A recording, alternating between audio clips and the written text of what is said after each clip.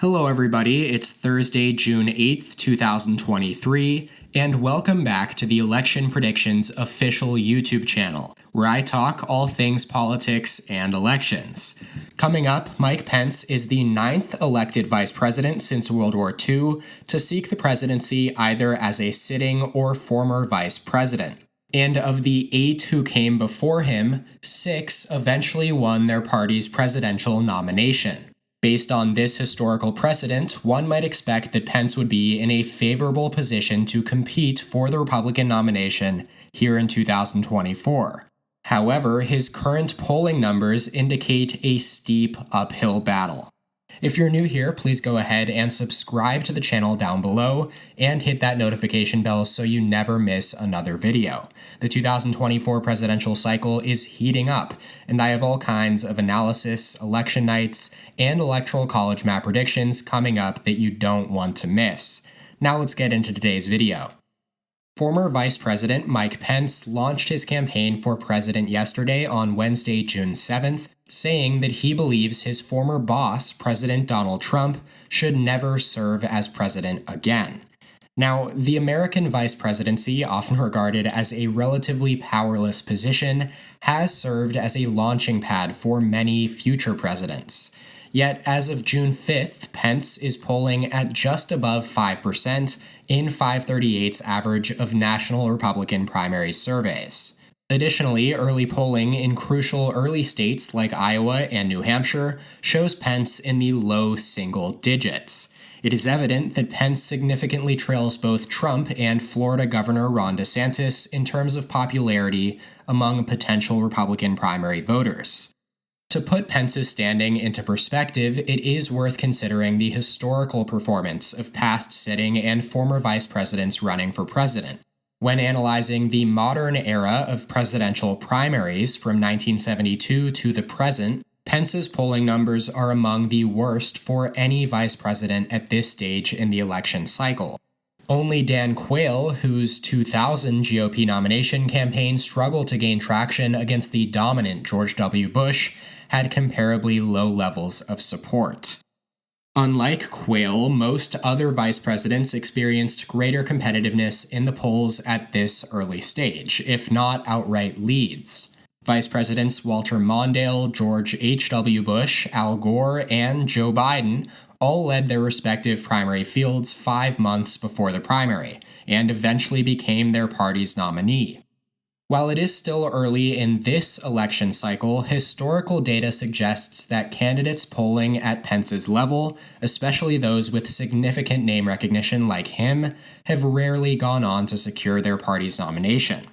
Pence, of course, also faces a unique challenge that none of his modern vice presidential predecessors have encountered. He is running against the president he served under.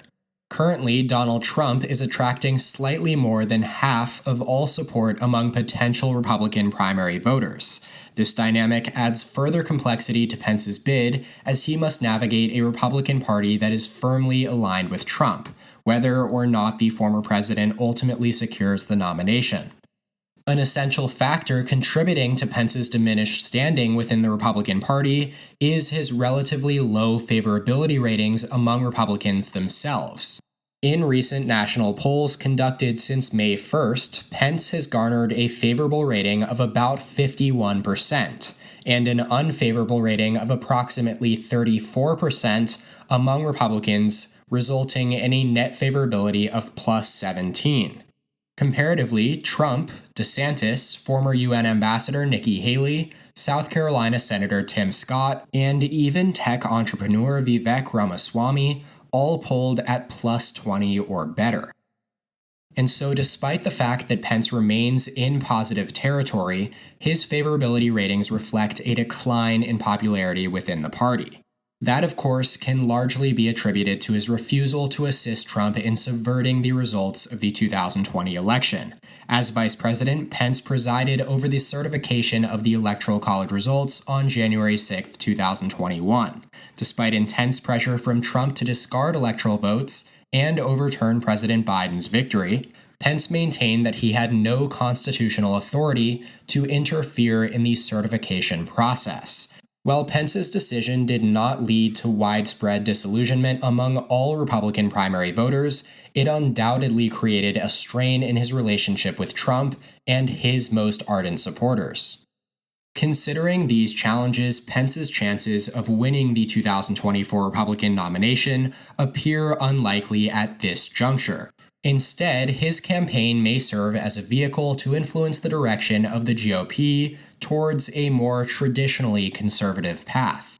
Pence could potentially play a role in shaping the party's platform and agenda, especially if he garners support from influential conservative organizations and donors. That said, he is still running in a party that is currently dominated by Trump, who enjoys robust support among most Republicans. And even in addition to Trump's dominance, Pence also faces a formidable challenger in Ron DeSantis. The Florida governor is perceived by many as a Trump-like figure, and he has garnered a considerable amount of second-choice support among Trump backers. DeSantis has been a vocal proponent of Trump's policies and has cultivated a strong base of support not only in Florida, but among very influential and rich Republican donors.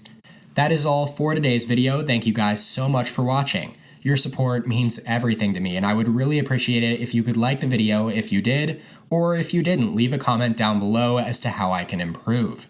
You can check out more content from my channel here, and as always, I'll see you next time. EP out.